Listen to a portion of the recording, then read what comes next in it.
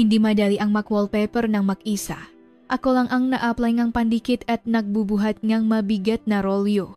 Ngunit salamat sa taong biglang dumating, hindi ko na muling naramdaman ang pag-isa.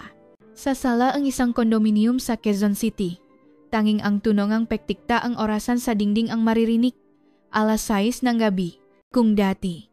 Ito ang oras na maririnig ko ang asawa kong maglalambing sa kusina at sasabihing, "Mahal, gutom na ako."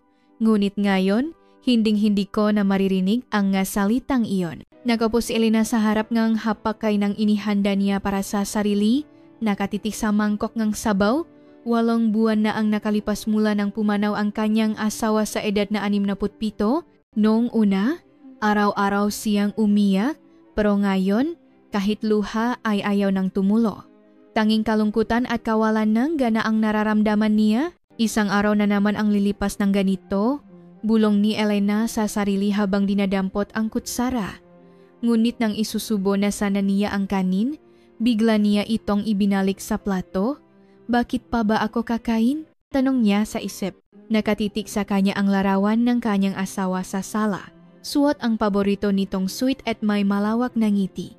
Kinausap ni Elena ang larawan, ang lungkot pala kapag wala ka. "Ang maanak natin ay abala sa kani-kanilang buhay. At hindi ko alam kung ano ang gagawin ko." Ang panganay niyang anak na lalaki ay nagtatrabaho sa isang kumpanya sa Cebu, kasama ang asawa at maanak nito. Ang bunsong anak na babae, bagamat nasa Maynila, ay laging abala sa trabaho at halos isang beses sa isang buwan na lang kung tumawag para mangumusta. Hindi naman masasamang anak ang mga ito, sadyang abala lang sa pagbuo ng sarili nilang buhay. Ngunit para kay Elena, ang bawat araw ay napakahaba at puno ng kalungkutan. Mayroon siyang sapat na para mula sa insurance at retirement pay nga asawa at naiwan sa kanya ang bahay, ngunit hindi niya alam kung paano niya haharapin ang buhay ng mag-isa. Bilang isang full-time na may bahay sa buong buhay niya, ang mundo na walang asawa ay tila isang malawak at madilim na kawalan. Isang hapon, habang nililibot ni Elena ang bahay, naisip niya, "Hindi naman pwedeng ganito na lang ako hanggang sa mamatay." Bigla niyang naalala ang bahay ng kanyang magulang sa isang bayan sa Batangas. Mahigit 6 na taon na itong bakantumula nang pumanaw sila. Naalala niya ang sinabi ng kanyang panganay na anak nun, "Ma, hindi pwedeng pabayaan lang ang bahay ni na lolo at lola. Dapat may tumira doon." Noon, hindi niya ito pinansin dahil abala siya sa buhay sa Maynila. Ngunit ngayon, naisip niyang baka iyon na nga ang sagot sa kanyang problema. Kinuha ni Elena ang kanyang telepono at tinawagan ang isang real estate agent sa Batangas na dati nilang kakilala. "Hello, itatanong ko lang sana ang tungkol sa bahay na binenta ninyo sa amin 10 taon na ang nakalipas. Ano na kayang lagay nito ngayon?" Mabait na sumagot ang ahente. Ang bahay po na iyon, dahil walang nakatira buwang tag-ulan, siguradong mataas ang halumigmik, humidity doon. Kailangan ng palitan ang wallpaper at i-check din ang linya ng kuryente at tubig. Pagkababaeng telepono, napaisip si Elena. "Sige, kaya ko sigurong gawin yun mag-isa. Ang paglalagay ng wallpaper, matututunan ko naman yan sa internet." Nang gabing iyon, umupo si Elena sa harap ng computer at nagsaliksik kung paano mag-wallpaper. Muha namang hindi ito ganun kahirap. Bibili ka lang ng wallpaper, lalagyan ng pandikit at ididikit sa pader. Kaya ko to. Ilang araw ang lumipas. Nagsimula nang mag-impake si Elena. Nagpasya siyang ipaupa ang bahay sa Quezon City at manirahan muna sa Batangas. Kailangan niya ng panibagong simula. Tinawagan niya ang kanyang panganay. "Anak, uwi muna si mama sa bahay ng lolo't lola mo sa probinsya." "Ma, bakit po biglaan? Okay naman po kayo diyan sa Maynila, diba?" "Hindi anak. Masyado akong nalulungkot dito mag-isa. Uwi ako para ayusin ang bahay at maganap ng bagong pagkakaabalahan." Nag-alinlangan sandali ang anak bago sumagot. "Sige po. Pupunta po ako diyan sa weekend para tulungan kayo." "Huwag na anak. Kaya ko nang mag-isa." Gusto talaga ni Elena na subukang gawin ang isang bagay sa sarili niyang lakas. Sa buong buhay niya, Palagi siyang umaasa sa kanyang asawa at mga anak. Ngayon, gusto niyang maranasang tumayo sa sarili niyang mapaa. Ika-4 na araw niya sa Batangas, napabuntong hininga si Elena habang nakatayo sa harap ng bahay ng kanyang nga magulang. Ang bahay na walang nakatira sa loob ng mahabang panahon ay mas luma at sira tingnan kaysa sa kanyang inaasahan. Ang pintura ngang gate ay natutuklap na at ang damo sa hardin ay matataas. Naku, ano to? Nagulat si Elena pagpasok niya sa loob. Ang wallpaper sa sala ay umaangat na sa mga gilid dahil sa halumigmig at may mga bakas ng amak kung saan-saan. Ang mga bintana ay may sira at ang pader sa kusina ay may mga itim na mansa. Paano ko ayusin to ng mag-isa? Napanlumo si Elena, ngunit ayaw niyang sumuko. Nakatambak sa may pintuan ang mga materials na inorder niya online mula sa Maynila. Mga rolyo ngang wallpaper roller pandikit, lahat ay naroon? Sige, subukan natin. Itinaas ni Elena ang manggas ang kanyang damit at sinimulan ang sala. Una, kailangan niyang tanggalin ang lumang wallpaper. Hindi ito naging madali, mahigpit itong nakadikit sa pader at pira-piraso lang kung matanggal. Pagkatapos kang mahigit 1 oras, nanakit na ang kanyang braso. Pero halos kalahati na rin ang natanggal niya. Ngayon, idikit na natin ang bago. Sinimula ni Elena ang paglalagay ng pandikit sa wallpaper, gaya ng napanood niya sa internet. Ngunit nakaproblema siya. Mas mabigat pala ang wallpaper kaysa sa inaasahan niya at dahil sa pandikit, naging madulas itong hawakan. Itinapat ni Elena ang isang dulo sa itaas na bahagi ng pader at dahan-dahang ibinaba. Dahan-dahan. Dahan-dahan. Bulong niya habang iniaayos ang ibabang bahagi. At sa isang iglap, dahil sa pandikit na natapon sa sahig, nadulas siya at bumagsak. Aray, malakas na tumama ang kanyang tuhod sa sahig. Nagusot ang wallpaper at tumalsik ang pandikit kung saan-saan. Hirap siyang bumangon dahil sa sakit niyang tuhod. Okay lang po ba kayo? Nagulat si Elena sa boses ng isang lalaki at napatingala. Sa may pinto ngang hardin may isang lalaking nakatayo. Mukha itong nasa mga 60 anyos, nakasuot ngang damit pantrabaho at may hawak na toolbox. Okay lang ako? Sagot ni Elena. Nahihiyang bumangon. Dahan-dahan lang po. Mukhang nasaktan kayo. Ibinabang lalaki ang kanyang toolbox at lumapit. Ako po pala si Benigno, ang kapitan ngang barangay dito. Nabalitaan ko pong may bagong lipat at nakita ko kayong nagisa na naglalagay ng wallpaper. Opo. Ako po si Elena. Bahay po ito nga magulang ko. Sabi ni Elena habang hinihilot ang tuhod. Tiningnan ni Mang Ben ang natapong pandikit at gusot na wallpaper. Mukha lang pong madali ang pagwa-wallpaper. Pero mahirap po itong gawin mag-isa, lalo na kung ganito kalaki ang pader. Dapat po 2 kayo. Ayos lang po. Kaya ko naman pong mag-isa. Tanggi ni Elena, nasaktan ang kanyang amor propio. Ayaw niyang tumanggap ngang tulong mula sa isang estranghero, ngunit pinupunasan na ni Mang Ben ang sahig. Linisin po muna natin ito bago ninyo ituloy. Kapag natuyo ang pandikit, magiging madulas ang sahig at mas delikado. Medyo gumaan ang look ni Elena habang pinapanood ang mahusay na pakilos ni Mang Ben. Tahimik niyang nilinis ang sahig at inunat ang nagusot na wallpaper. Hindi na po pwedeng gamitin ito. Mayroon po ba kayong reserba? Tanong niya. Opo, meron pa pong 1 rolyo. Kinuha ni Elena ang isa pang wallpaper. Inilatag ito ni Mang Ben at sinimulang sukatin ng eksakto. May tamang paraan po ang paglalagay ng wallpaper.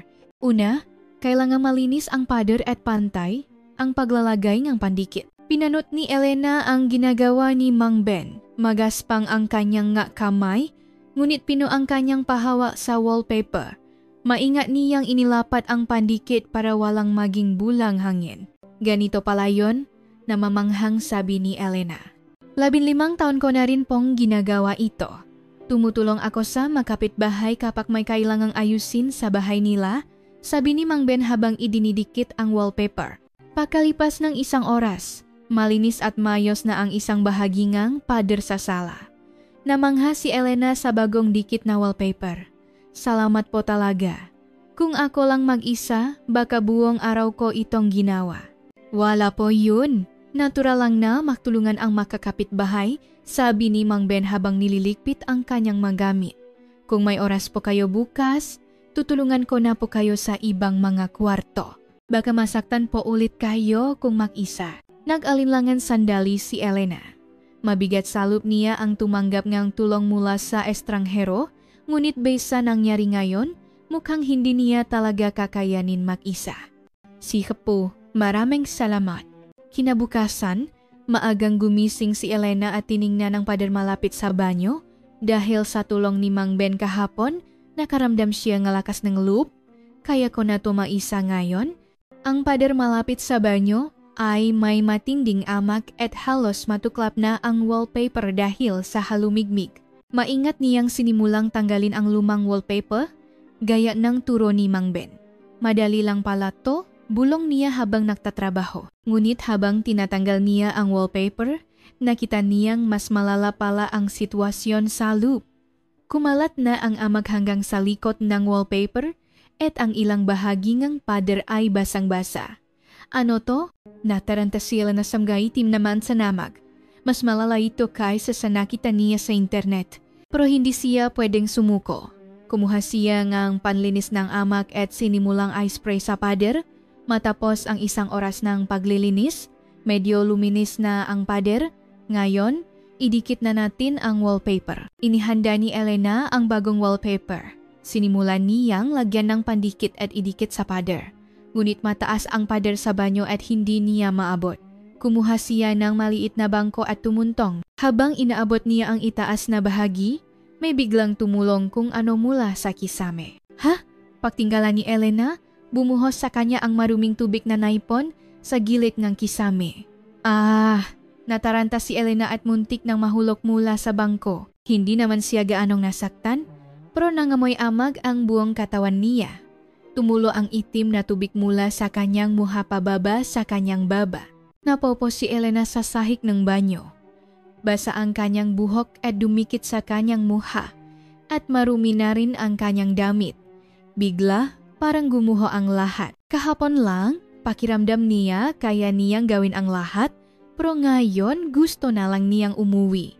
Bakit ko ba to ginagawa? Pigiluhan niyang naisip. Kung nasa Maynila lang siya, hindi niya ito mararanasan. Nainsulto siya sa sarili niyang katangahan. Nun, may narinig siyang boses mula sa may pintuan. Aling Elena, nandiyan po ba kayo? Boses iyon ni Mang Ben. Nahihiya si Elena na ipakita ang kanyang itsura kaya hindi siya sumagot. Ngunit pumasok na si Mang Ben. Nandito po ako para tumulong gaya ng napag-usapan. Naku, anong nangyari sa inyo? Natigilan si Mang Ben sa pinto ng banyo. Nakatungo si Elena habang nagsasalita. Bigla kasing tumulo yung tubig na may amag. Agad na naunawaan ni Mang Ben ang sitwasyon. Nakita niya ang amag sa kisame, ang nakalat na wallpaper sa sahig, at si Elena na basang-basa. Tahimik siyang pumunta sa kusina at kumuha ng malinis na tuwalya. Ito po, ipunas ninyo. Masama sa balat kapag nagtagal ang amag, hindi man lang makatinggala si Elena habang tinatanggap ang tuwalya. Nangyayari po talaga yan. Nung nagsisimula pa lang akong matuto, mas malala pa po sa ganito ang mga pagkakamali ko, sabi ni Mang Ben habang tinitiknan ang kisame.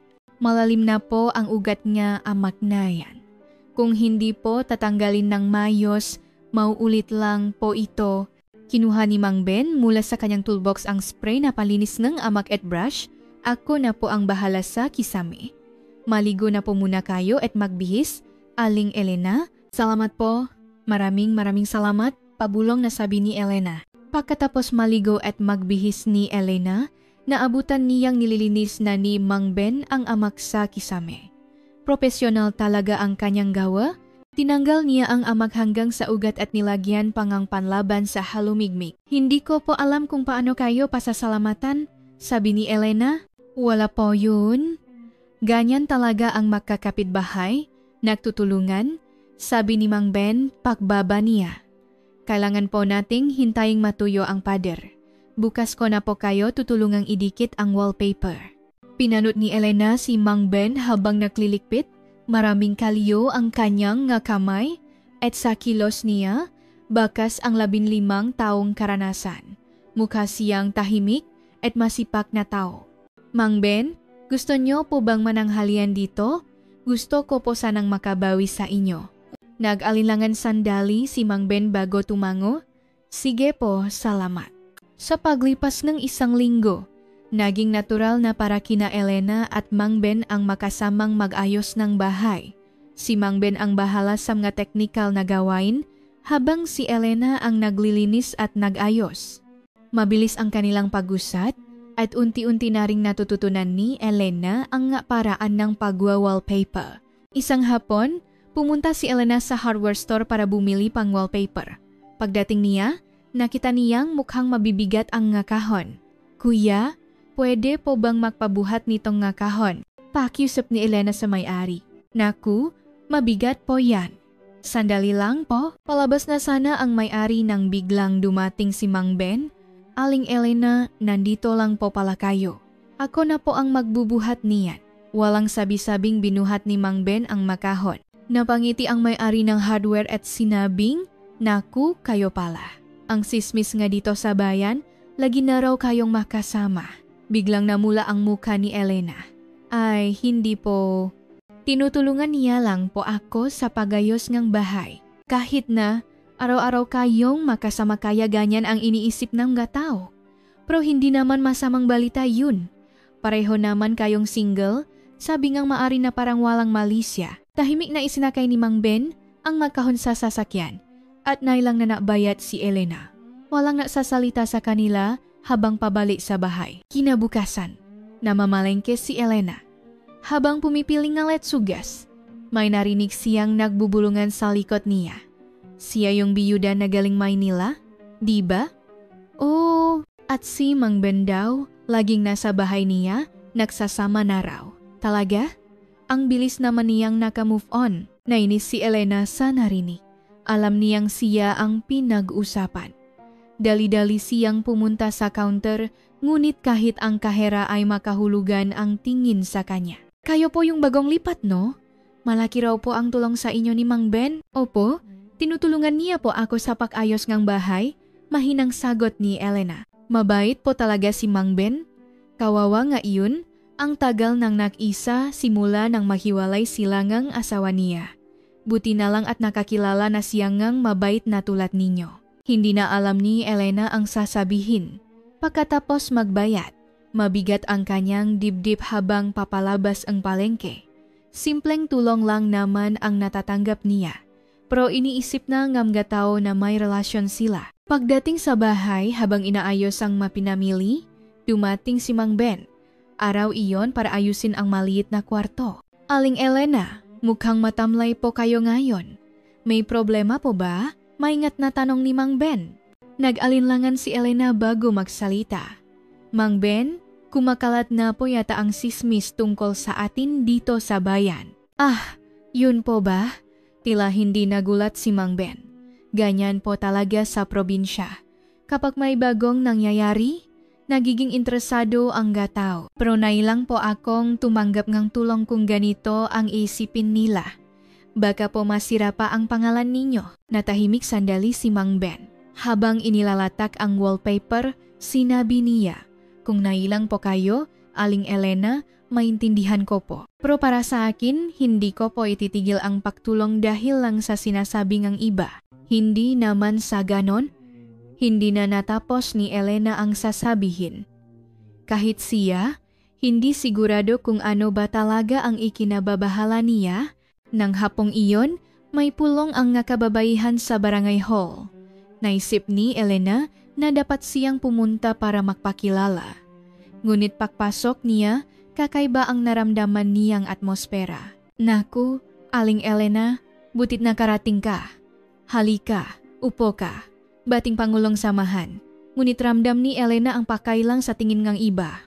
Galing po kayong Maynila? Kamusta naman po ang buhay dito? Tanong ang isang ginang. Mabuti naman po. Salamat sa inyo. Malaki raw po ang tulong sa inyo ni Mang Ben.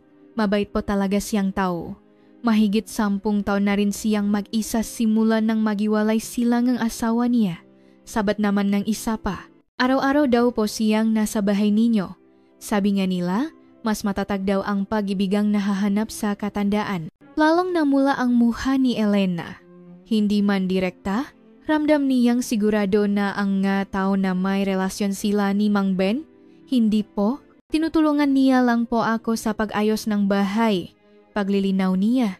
Ngunit ang mga tingin nila ay tila nagsasabing kahit na. Pagalis ni Elena sa barangay hall, gulong-gulo ang isip niya. Alam niyang hindi masama ang intensyon ng gatao, pero hindi niya alam kung tama bang ipagpatuloy ang pagtanggap ng tulong mula kay Mang Ben kung ganito ang magiging usap-usapan. Hanggang sa pag-uwi at paghahanda ng hapunan, ito lang ang nasa isip niya.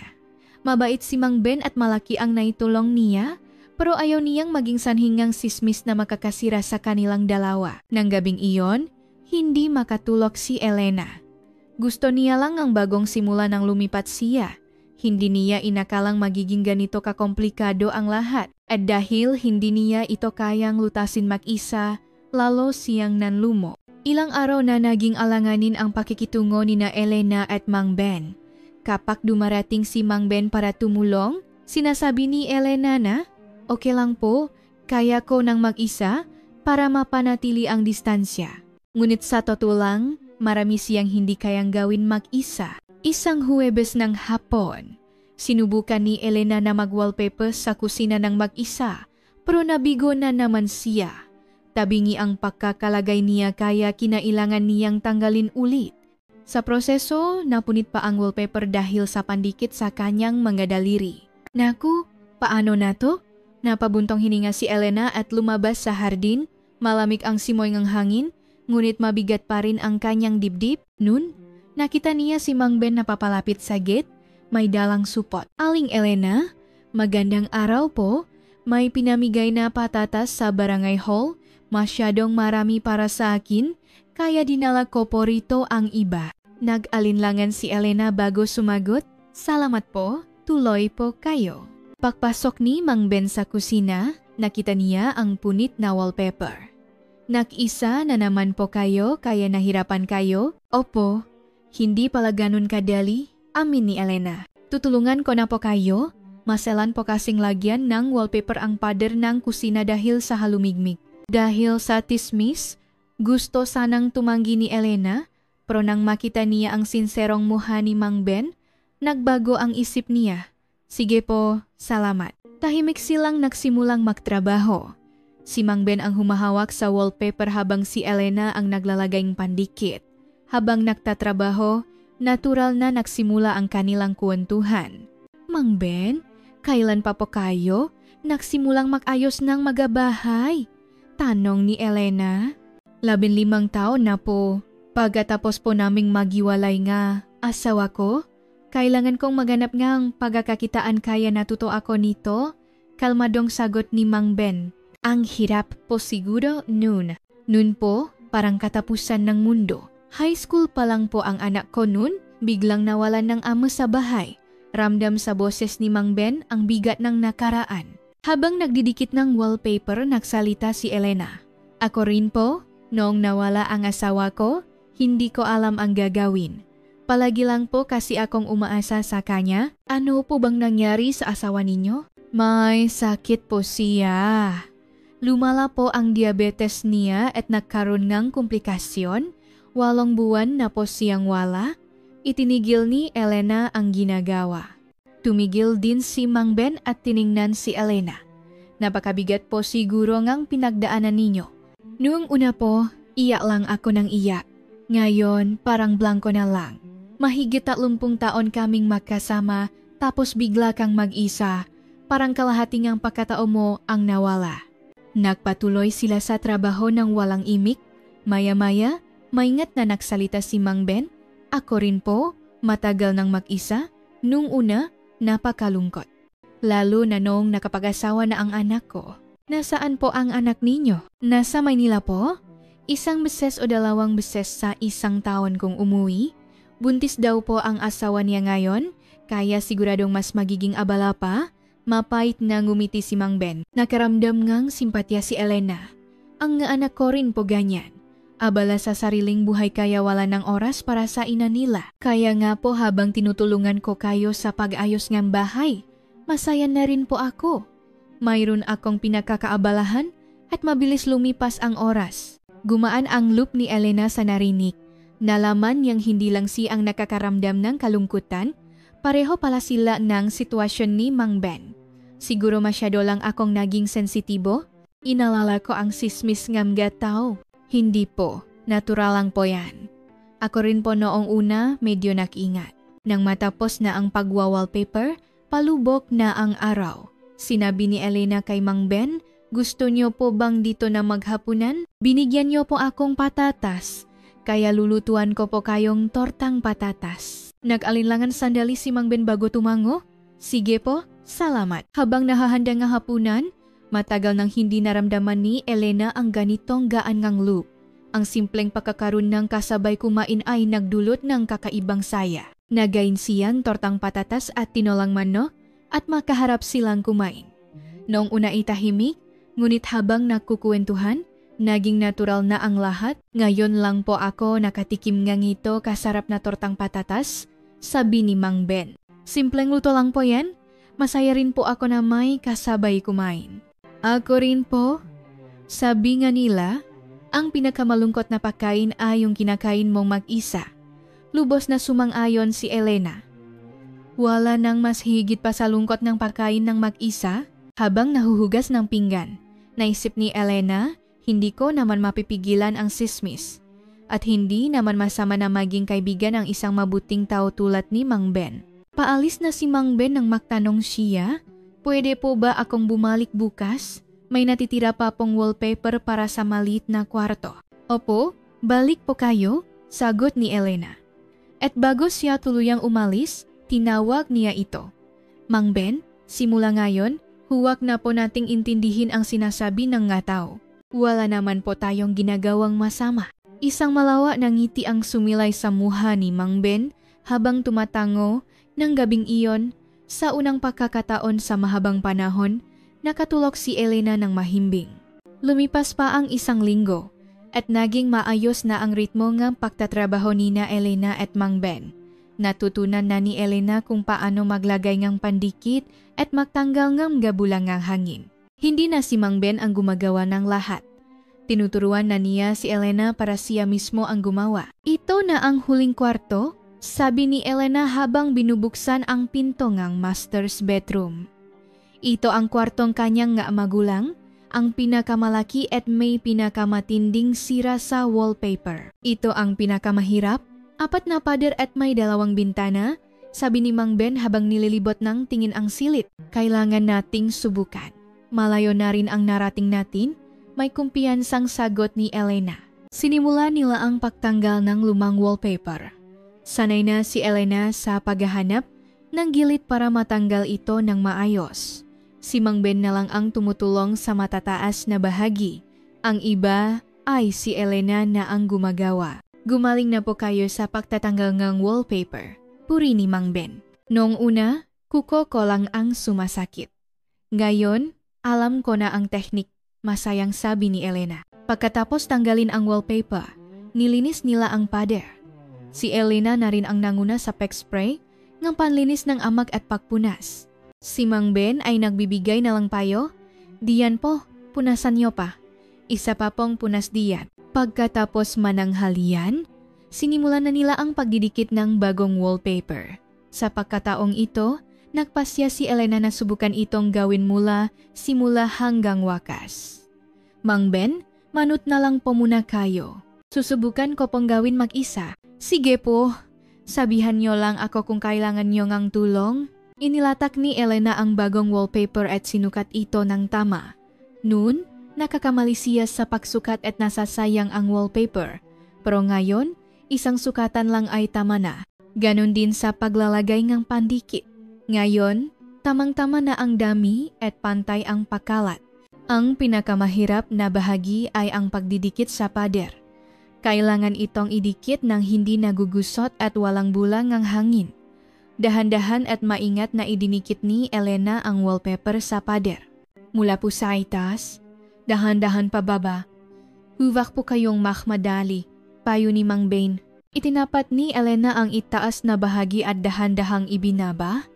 Habang ginagawa ito, pinipisil niya ang gabulangang hangin gamit ang kanyang kamay. Maingat niyang idinikit ito, may sapat na diin para hindi mapunit. Magaling po. Tuloy-tuloy lang po. Dahil sa pag-encourage ni Mang Ben, lalo pang nag-focus si Elena.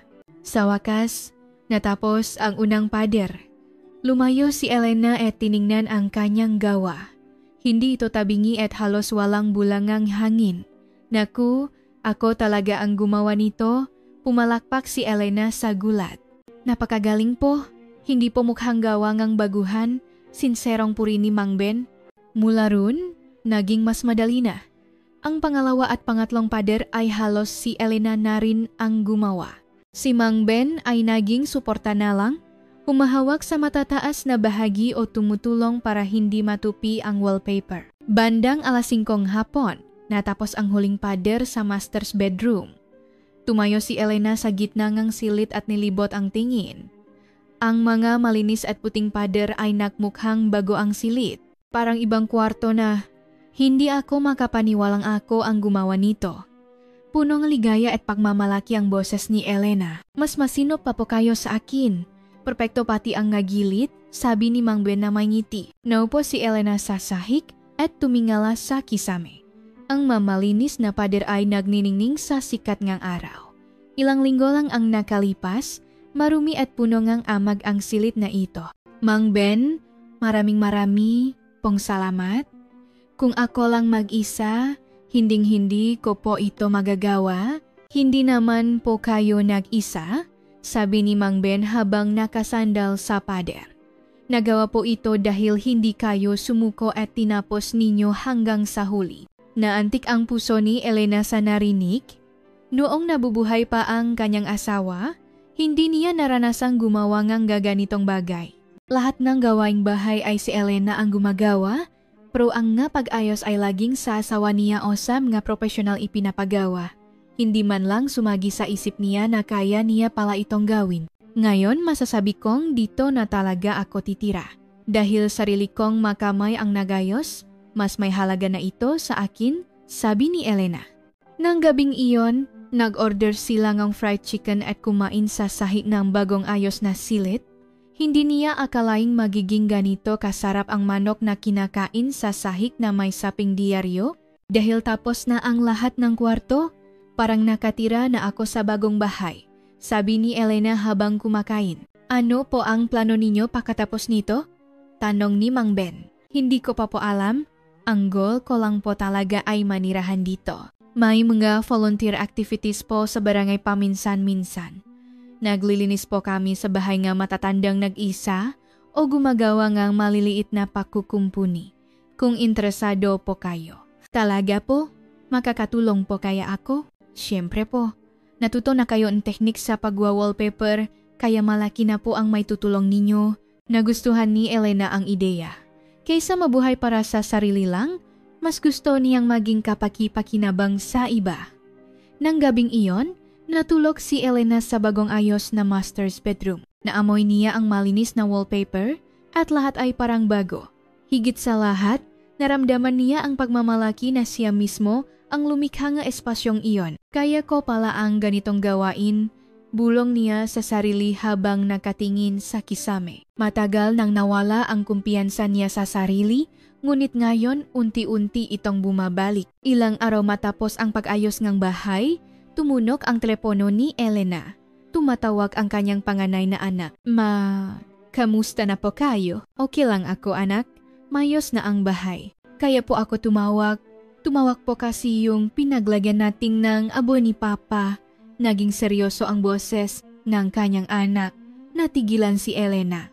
Pagkatapos pumanaw ng kanyang asawa noong 1 taon, dali-dali nilang inilagay ang abo nito sa isang maliit na columbarium sa Quezon City. Dahil sa pagmamadali nun, hindi na sila nakapahanap ng mayos at pinili na lang ang malapit sa bahay. Anong sabi nila? Magsasara na raw po ang columbarium dahil sa redevelopment. Kailangan daw po nating ilipat ang abo niya bago matapos ang taon. Napabuntong hininga si Elena. Ang columbarium na iyon ay nasa isang lumang gusali at dahil kasama ito sa redevelopment plan ng lugar, nakatakda na itong gibain. Paano na yan? Nakausap ko na po si ate. Sabi namin baka ito na po ang pagkakataon para ilipat si Papa sa isang mas maayos na memorial park. Maganda raw po ang facilities sa Manila Memorial Park at madali pang puntahan. Natahimik si Elena. Sa totoo lang, noong una pa lang, mabigat na salop niya ang paglalagay sa asawa sa maliit na columbarium na iyon, luma na ang pasilidad at hindi maayos ang maintenance. Ngunit dahil sa sobrang kalungkutan nun, wala siyang lakas para magana pang ang iba. Ma, nakikinig po ba kayo? Oh anak, sige. Siguradong mas magugustuhan din ng papa mo doon. Kailan natin gagawin? Pwede po ba ngayong weekend? Aakyat po ako galing Cebu at makakapag-excuse din po si ate sa trabaho. Nakareserve na po akong lugar sa Manila Memorial Park. Pakababangang telepono tulala si Elena. Sa tuwing bumibisita siya sa columbarium na iyon, hindi mapanatak ang kanyang loop. Nangangamoy amag ang gusali at madilim at mahalumigmig ang nga pasilyo. Palagi niyang nararamdaman ang konsensya na doon niya inilagay ang kanyang asawa. Nang araw na dumating si Mang Ben para makabit ng ref, naikwento ni Elena ang kanyang sitwasyon. Kailangan ko pong pumunta ng Maynila ngayong weekend. Magsasara na po yung columbarium kung saan nakalagay ang abo nga asawa ko, kaya kailangan naming ilipat. Itinigil ni Mang Ben ang ginagawa at tiningnan si Elena. Ganun po ba? Madalas na pong mangyari yan ngayon dahil sa mga redevelopment. Opo, minadali lang po kasi namin yung lugar na yun kaya hindi maganda ang facilities. Ngayon, gusto na naming ilipat sa mas mayos na lugar, nag-alinlangan si Elena sa pagsasalita. Nag-isip sandali si Mang Ben at sinabi, gusto niyo po, samahan ko na kayo? Ihahatid ko po kayo at hihintayin. Naku, okay lang po ba? Okay lang po. Mahirap pong gawin ang ganyang bagay ng mag-isa. Sabado ngang umaga, maagang dumating si Mang Ben sa bahay ni Elena. Nahanda si Elena ngang kaunting gamit at ng paboritong bulaklak ng kanyang asawa ang chrysanthemum. Halos 2 oras ang biyahe papuntang Maynila. Pagdating sa Maynila, dumaan muna sila sa dating columbarium. Naroon na ang kanyang panganay na anak at bunsong anak na babay. Masaya siyang makita ang nga anak, ngunit mabigat ang kanyang dibdib dahil sa gagawin nila. Ma, sino po siya? Tanong kanyang anak na babae, si Christina, habang tinitingnan si Mang Ben. Ah, siya si Mang Ben, yung tumulong sa akin mag-ayos ng bahay sa Batangas. Nakmagandang loob siyang ihatid ako. Nakpakilala ang kanyang anak na lalaki. Magandang araw po. Maraming salamat po sa tulong ninyo. Wala po yun. Mahirap po kasing gawin ang nga ganitong bagay ng mag-isa, magalang na sagot ni Mang Ben. Talagang hindi maganda ang estadong dating columbarium. Mula pa lang sa hagdan pababa, malakas na ang amoy ngang halumigmig. Sa loob, madilim ang ilaw at maraming mansa sa pader. Hindi nga maganda ang lagay dito, sabi ngang kanyang anak na lalaki. O nga anak, palagi akong kinokonsensya na dito ko inilagay si papa mo, sabi ni Elena habang inilalagay ang bulaklak sa harap ng plek ng asawa. Mahal, ililipat ka na namin sa mas magandang lugar, pasensya na kung natagalan. Pero ngayon, makakapagpahinga ka na ng maayos, bulong niya. Matapos ang proseso, lumipat sila sa Manila Memorial Park. Ibang-iba ito sa dating columbarium, malinis, maliwanag, maayos ang ventilation, at sistematiko ang pamamahala. Ang ganda dito. Siguradong magugustuhan ito ni Papa, sabi ni Christina. Tahimik na isinagawa ang seremonya ng paglalagay sa abungang kanyang asawa sa bagong lugar, sa harap ng bagong plate. Huling nagsalita si Elena. Mahal, dito ka na magpahinga sa malinis at magandang lugar. Pasensya na kung hindi kita nasikaso ng maayos nun. Dito, wala ka nang aalalahanin. Paglabas nila, sinabi ngang kanyang anak na lalaki, ngayon, makakapahpahinga na si Papa ng payapa. At tayo rin, mapapanatak na kapak bibisita. Oh, ngayon, parang nabunutan akong tinik, sabi ni Elena. Habang pabalik, sinabi ni Mang Ben Mabuti po ang ginawa ninyo. Siguradong masaya na po ang asawa ninyo. Opo, matagal na po itong bumabagabag sa akin, pero ngayon naayos na.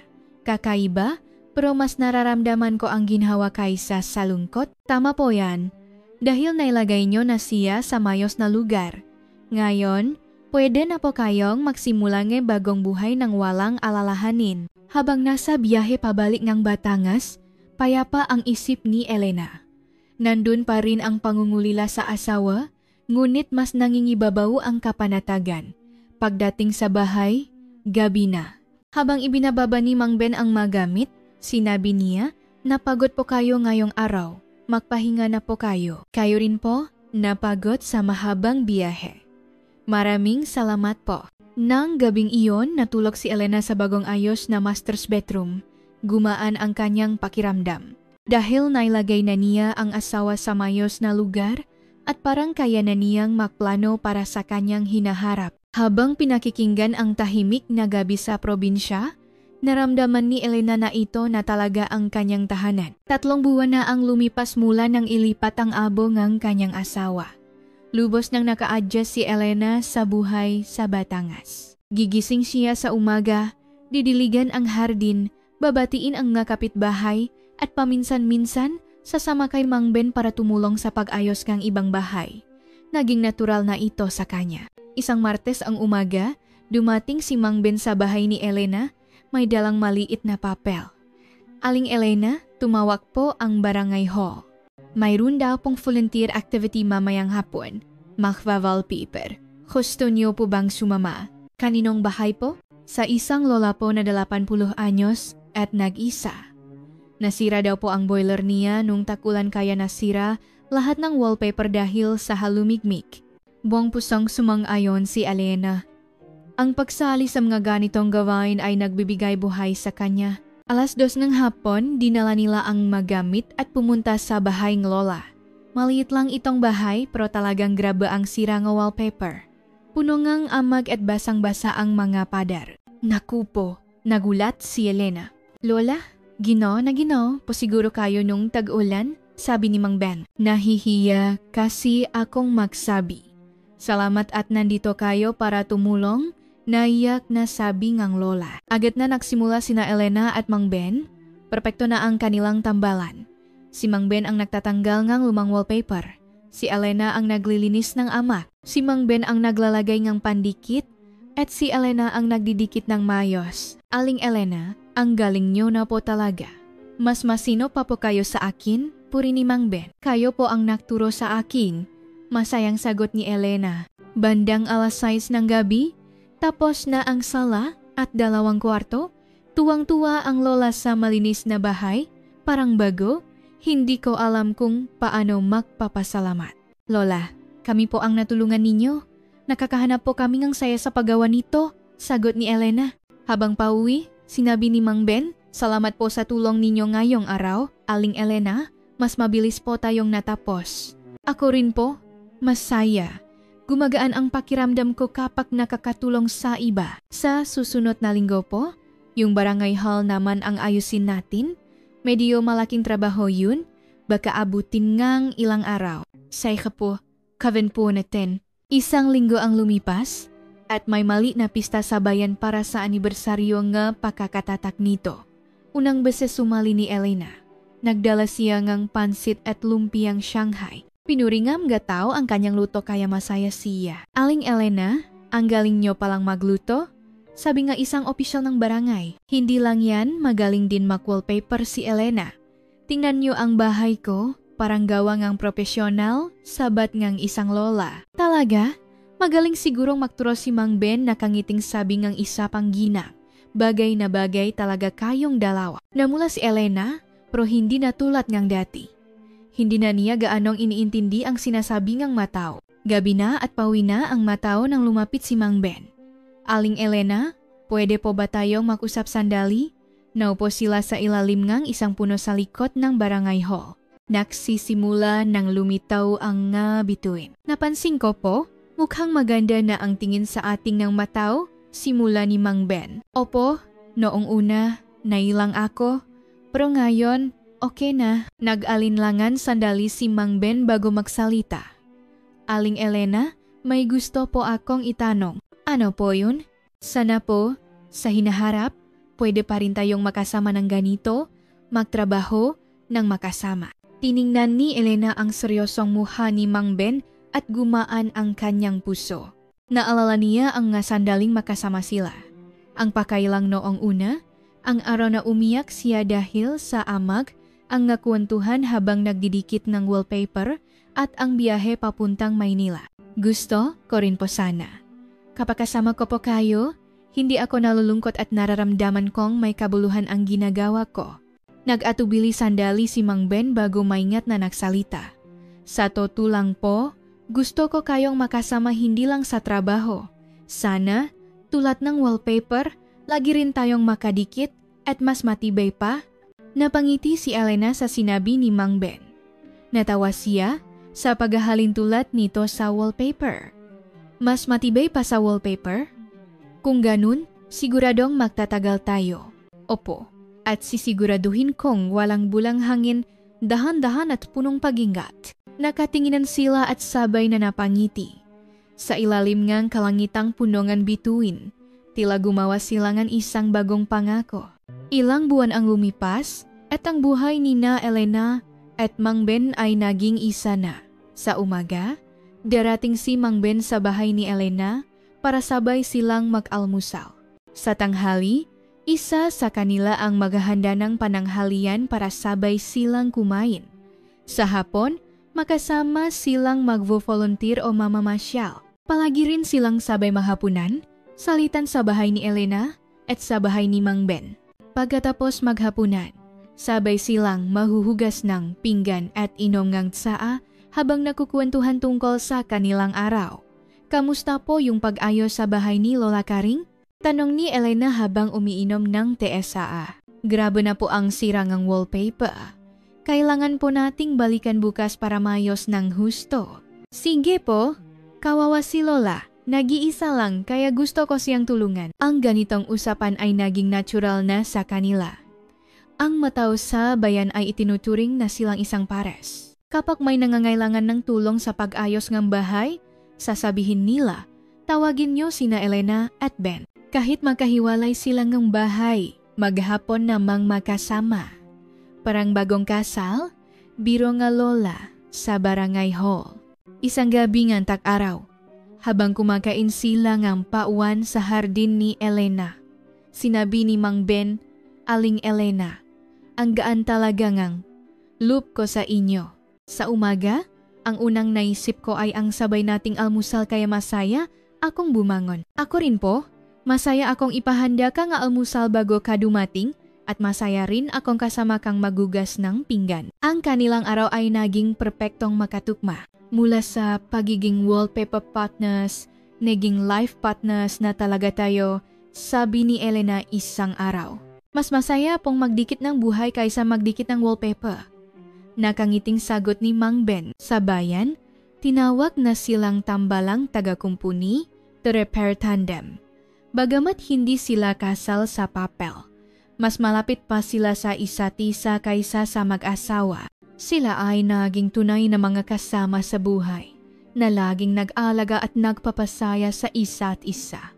Tuwing umaga, binubuksan ni Elena ang bintana at naisip, magsisimula na naman ang isang araw na kasama ko si Mang Ben, hindi na siya malungkot, hindi na siya nawawalan ng gana, ang pagkakaroon ng kasama sa bawat araw, kahit pa sa makahiwalay na bahay sila natutulog, ay nagbigay ng bagong yaman at kulay sa kanyang buhay. Ang kanilang relasyon, na binuo ng dahan-dahan at maingat tulad ng pagdidikit ng wallpaper, ay naging mas matibay at mas mainit kaysa sa anumang bagay